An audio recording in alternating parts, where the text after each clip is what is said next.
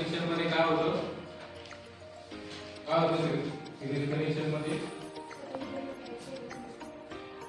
Voltage काय होतो series मध्ये व्होल्टेज काय असतो सिरीज मध्ये चेंज वेगवेगळा असतो आहे ना सिरीज सर्किट मध्ये व्होल्टेज जो असतो तो वेगवेगळा असतो आणि करंट सेम असतो करंट सेम असतो आहे की आता आपल्याला काय बघायचंय पॅरलल सर्किट ठीक आहे पॅरलल सर्किट मध्ये जसं सिरीज सर्किट मध्ये त्याच्या विरुद्ध पॅरलल सर्किट मध्ये असतं म्हणजे त्याच्या विरुद्ध कसं पॅरलल सर्किट मध्ये व्होल्टेज हा सेम असेल आणि करंट हा काय होईल डिवाइड होईल ठीक आहे समजलं त्याचा डिफरन्स बघूया म्हटला आणि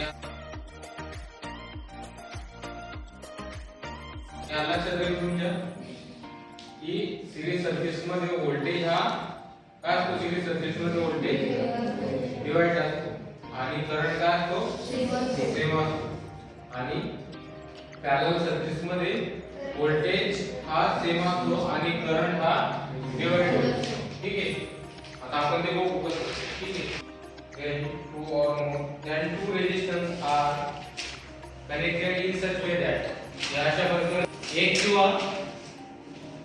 एक किंवा एक पेक्षा जास्त जे रेजिस्टन्स आहे ते रेजिस्टन्स अशा प्रकारे जोडलेले असतात सिरीज सर्किट मध्ये कसं असतं की एका सिरीज मध्ये ते कनेक्शन आपले रेजिस्टन्स R1 R2 R3 आणि R4 आपण जोडलेलं होतं आता पॅरलल सर्किट्स मध्ये काय झालं करंट याच्यामध्ये का डिवाइड होतो आणि सिरीज सर्किट्स मध्ये करंट का सेम असतो आणि व्होल्टेज का डिवाइड होतो ठीक आहे आता याच्यामध्ये बघा करंट हा डिवाइड झालेला आहे कशा प्रकारे R1 R2 R3 R4 ठीक आहे याचे चार रेजिस्टन्स आपण इथे जोडलेले आहेत ठीक आहे आता याच्यामध्ये व्होल्टेज काय दिलेला आहे आता इथून काय झाला व्होल्टेज पूर्ण चार सर्किटला सेपरेट व्होल्टेज भेटला ठीक आहे आणि करंट काय झाला डिवाइड झाला ठीक आहे आता ते आपण प्रॅक्टिकली पण बघणार आहे त्याला तर two resistance in such way that way as in the figure या फिगर प्रमाणे आपण त्याचे कनेक्शन केले ड्रॉ द फिगर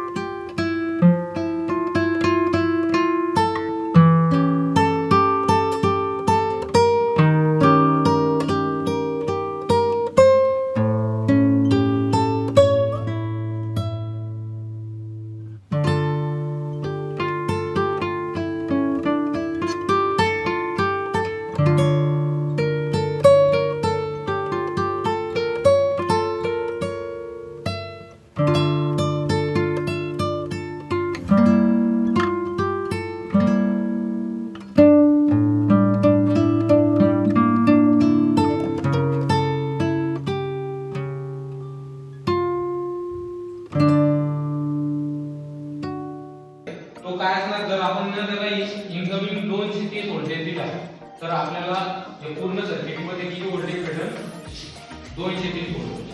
ठीक आहे. मग परत हा दुसरा पार्ट असा कंप्लीट करणार. ठीक आहे.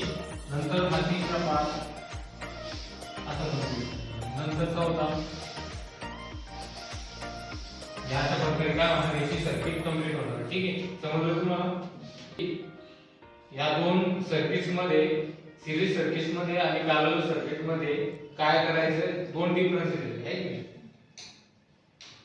सिरीज सर्किट्स मध्ये करंट सेम असतो, पॅरलल सर्किट मध्ये करंट डिवाइड होतो. सिरीज सर्किट्स मध्ये व्होल्टेज डिवाइड होतो, पॅरलल सर्किट मध्ये व्होल्टेज सेम असतो. हे दोन डिफरन्स लक्षात ठेवायचे. ठीक आहे.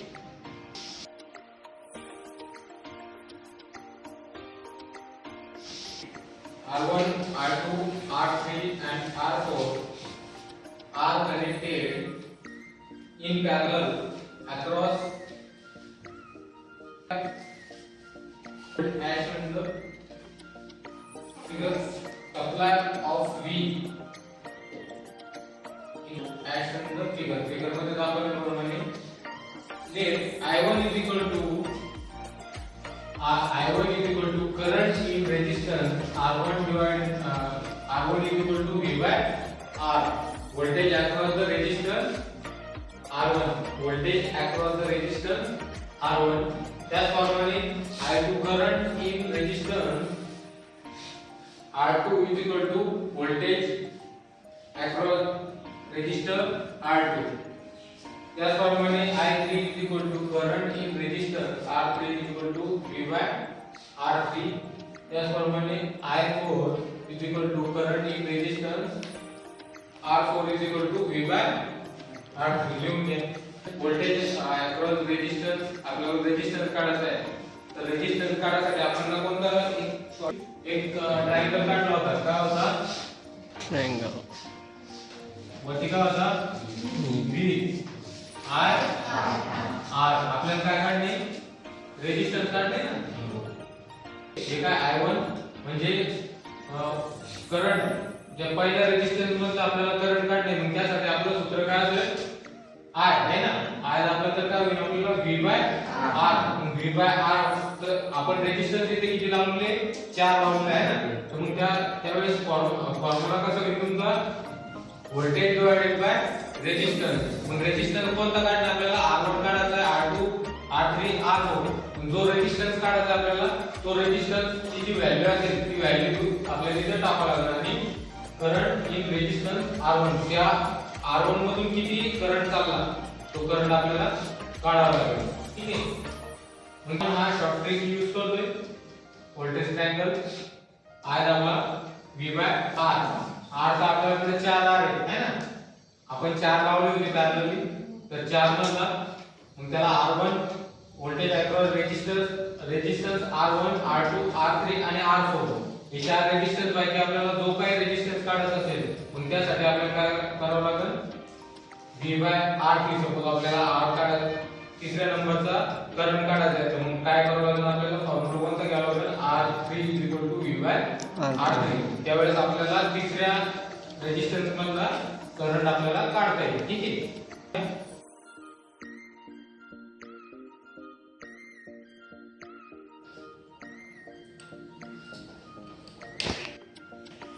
In each resistor, total current is divided in each resistor. Let I is equal to total current in the circuit. Total current in the circuit. I is equal to I1 plus I2 plus I3 plus I4. Total current in this म्हणजे त्या circuit मध्ये आपल्याला काय करायचं आहे? म्हणजे total current त्या circuit मध्ये टोटल करंट किती होतो आणि तो कसा डिवाइड होतो आहे की. मग I is equal to I1 plus I2 plus I3 plus I4 म्हणजे हा काय झाला? त्या सर्किटचा टोटल करंट. ठीक आहे. V by R is equal to by R1 plus divided by R1 plus V2 V divided 2 plus V divided by R3 plus V divided by R4. तर V gets common, V common करून घेतला, त्याला काय केलं? 1 by R is equal to V. ऐक हा V common करून 1 by R is equal to हा V कॉमन केला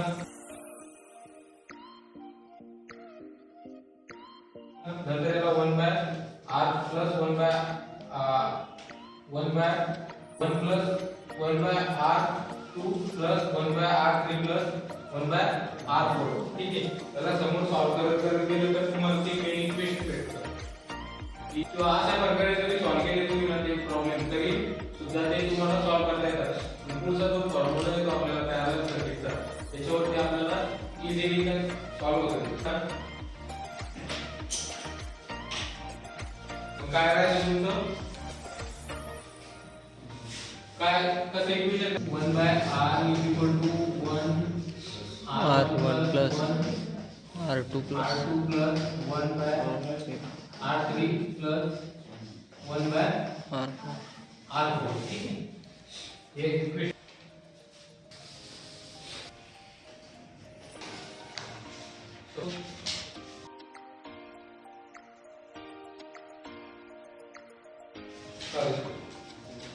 where R is the total effective resistance,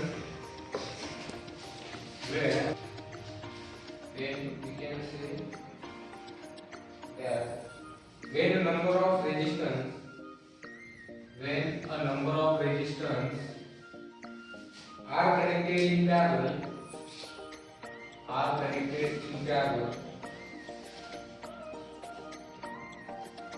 the reciprocal of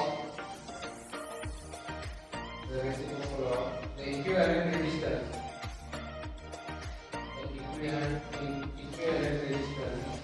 is given by the arithmetic sum of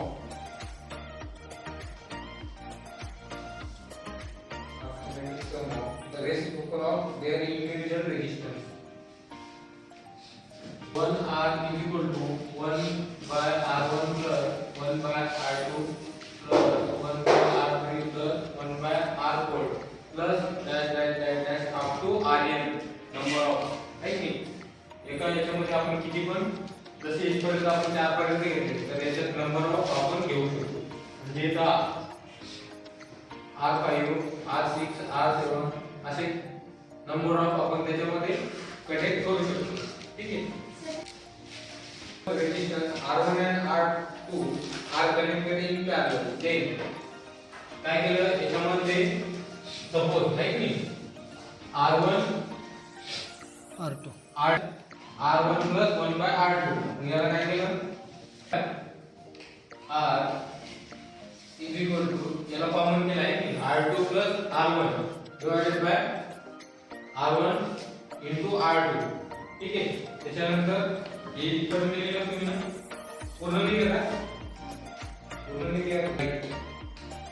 divided by 1 is equal to R1 into R2 divided by R2 plus R1. नंतर त्याला is equal to R common केला R1 into R2 divided by R1 plus R2 तुम्हाला final equation भेटते. ठीक आहे. आपण जेवढ्या याच्यावरती प्रॉब्लेम घेऊ त्यावेळेस तुम्हाला ते व्यवस्थितरित्या समजेल. आणि प्रॅक्टिकल आता याच्यानंतर आपण प्रॅक्टिकल घेऊया. प्रॅक्टिकल मध्ये सुद्धा तुम्हाला ते परत मी समजून सांगतो की इक्वेशन थोडं समजायला किचकट येते. ज्यावेळेस ते आपण प्रॅक्टिकली आणि त्याच्यावरती प्रॉब्लेम बघू त्यावेळेस आपल्याला ते इझिली समजेल की ते कशा प्रकारे असतात. ठीक आहे. काय भेटलं तुम्हाला R is equal to R1 into R2 divided by R1 plus R2. किंवा तुम्ही त्याला सेपरेटली जर सॉल्व्ह केलं तर सेपरेट सॉल्व्ह केल्यानंतर ते लॉंग होतं आणि याला सॉल्व्ह केलं तुम्ही ना डायरेक्ट तुमच्याकडे व्हॅल्यू काढली R1 into R2 divided by R1 plus R2 जेवढे कनेक्टेड ते पॅरलली कनेक्टेड डायरेक्ट एक फॉर्म्युला मध्ये त्याच्या किमती टाकायला त्याला मल्टिप्लिकेशन करायचं आहे की वरती मल्टिप्लिकेशन केलं R1 into R2 नंतर काय केलं खाली परत R1 plus R2 आणि याच्यामध्ये ज्या किमती आलेल्या आपल्याला R1 R2 च्या त्या किमती टाकायच्या आणि सॉल्व्ह करायचं त्याला. जर तुम्ही तो प्रॉब्लेम सॉल्व्ह करतो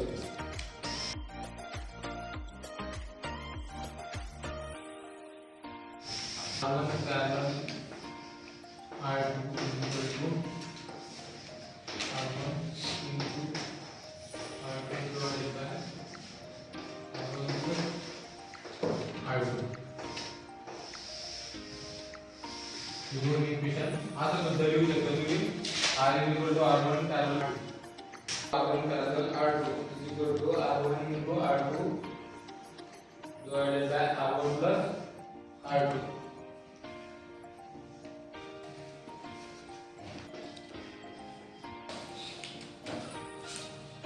Resistance of 9 ohm and 18 ohm are connected in parallel.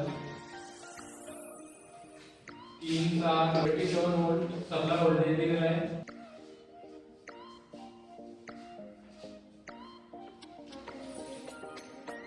Across supply voltage 27 volt.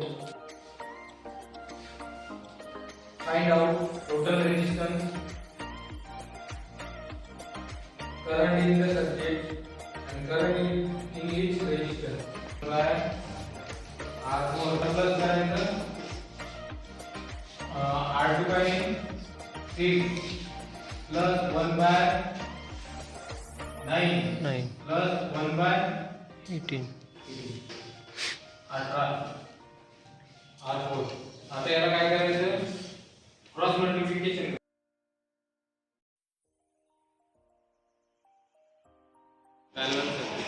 आता आपण ते थिअरॉटिकल आता आपल्याला बघायचं प्रॅक्टिकल त्याच्यामध्ये व्होल्टेज सारखा असतो का आणि करंट डिवाइड होतो का.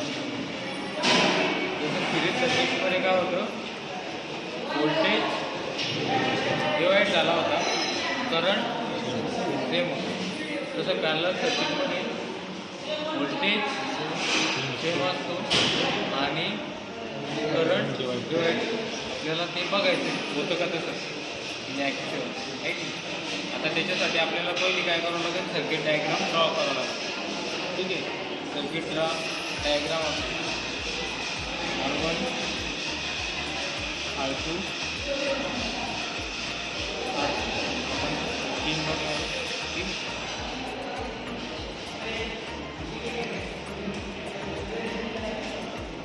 एक नाही आपले ते सिंगल बेस सप्लाय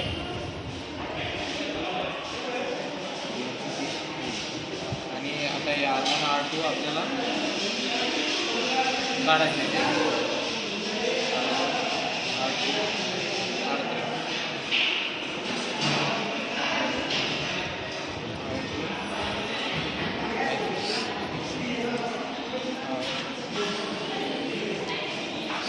ठीक आहे, आता आपल्याला एक या डायग्राम प्रमाणे हे कनेक्शन काय करायचं आहे, जोडायचं आहे. हा झाला तुमचा R1 R2 आणि हा R3. आता हे सर्किट कसे करणार आहे, तीन तुम्ही काय केले, त्याला काय करायचं, कॉमन करायचं. म्हणजे काय होईल, त्याला पॅरलल सप्लाय पॅरलल झाला. जे आपला एक केस आणि एक न्यूट्रल.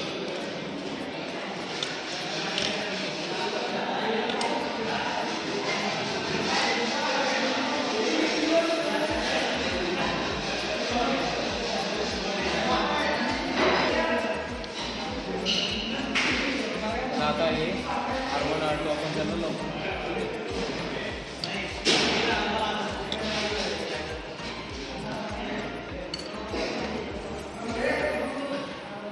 ठीक आहे, याच्यामध्ये आल्याम काय झाला होता, लागला नव्हता. का नव्हता लागला, कमी पडत होता नाही, कारण की तो सिरीज सर्किटमध्ये होता.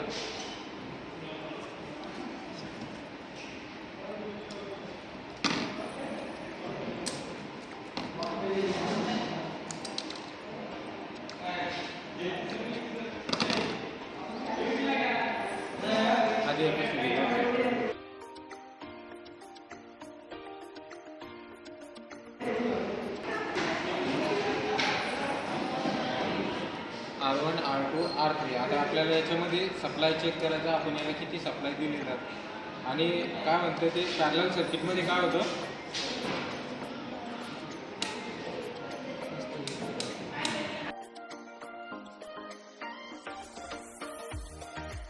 ठीक आहे. आता हे कोणतं व्होल्टेज आहे, डायरेक्ट बोर्डातून इथपर्यंत आलेलं व्होल्टेज, ठीक आहे, 244.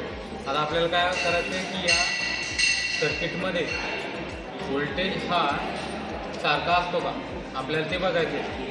प्रत्येक सर्किटमध्ये आपल्याला व्होल्टेज सारखा भेटतो का ते बघायचं आहे. आता कुठं बघू आपण, R1ला बघू.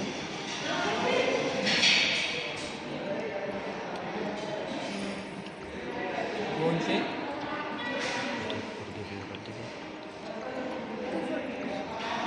42. नंतर R2ला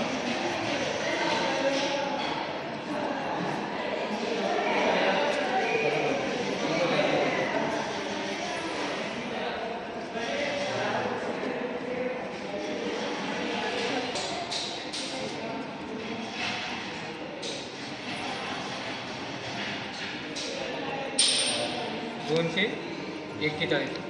ठीक आहे.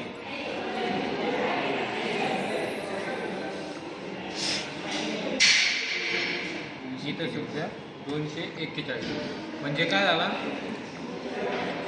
आपल्याला याच्यामध्ये तिन्ही सर्किटमध्ये R1, R2 आणि R3, R1, R2 आणि R3ला जाणारा जो सप्लाय आहे तो आपल्याला किती भेटतो, 241 व्होल्ट. ठीक आहे. प्रत्येक ठिकाणी आपण मोजलं 4 ठिकाणी. पहिला इंटरन्स पॉईंटला, नंतर voltage across resistance R1, voltage across R2, voltage across R3. आपल्याला जे व्होल्टेज जे भेटलं ते काय भेटलं, सेम भेटलं. म्हणजे आपला जो याच्यामधला पहिला सिद्धांत होता की पॅरललमध्ये व्होल्टेज सेम असतं, ते प्रूव्ह झालं आपलं की पॅरलल सर्किटमध्ये व्होल्टेज हा सेम असतो. आणि आता काय करायचं आपल्याला, करंट मेजर करायचा आहे की करंट हा पॅरलल सर्किटमध्ये करंट हा डिवाईड होतो का, आहे की. मग आता आपल्याला काय करावं लागेल, करंटवरती आपल्याला ते लावावं लागेल. आता R1, R2 त्या साईडला आपण करंट मोजू. ठीक आहे. काय R1ला 0.25 अँपियर, 0.25 अँपियर. ठीक आहे. आता R2च्या साईडला बघू,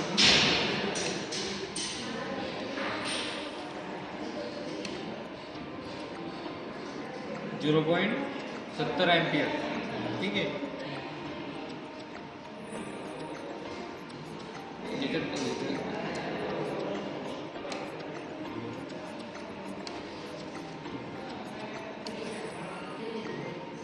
0.38 अँपियर. आणि आता जो टोटल भेटत आहे आपल्याला, टोटल मोजू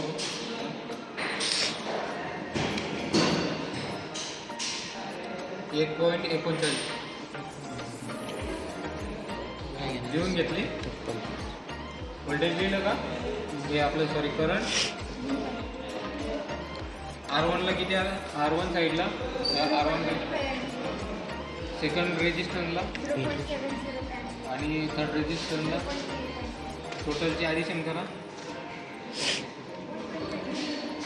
बरोबर आपल्याला जे टोटल जे भेटलं तेवढं आलं आपल्याला. म्हणजे काय आलं, दुसरी कंडिशनसुद्धा आपली प्रूव्ह झाली की पॅरलल सर्किटमध्ये व्होल्टेज जसा लोड लावलेला असेल, जसा रेजिस्टन्स लावलेला असेल, तसा त्याला करंट काय होतो, कमी जास्त होतो, म्हणजे डिवाईड होतो. आणि व्होल्टेज काय असतो, सेम असतो. म्हणजे व्होल्टेज तिन्ही कंडिशनला, म्हणजे तिन्ही रेजिस्टन्सला व्होल्टेज जो दिलेला आपण 241 व्होल्टेज तो काय कॉमन सेम, म्हणजे सगळ्याला तो सारखा मिळते.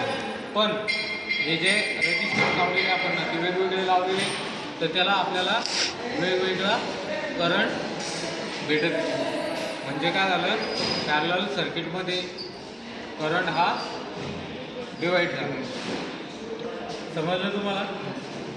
ठीक आहे. मग आता काय करायचं, याच्यानुसार प्रॅक्टिकल लिहून काढायचं. आणि या डायग्राममधून जे आपण प्रॅक्टिकल हे केलं, मेजरमेंट काढलं, आपण ज्या व्हॅल्यू काढल्या त्या व्हॅल्यूच्या प्रॅक्टिकलमध्ये लिहून काढायचं. जे आपण फॉर्म्युला घेतलेलं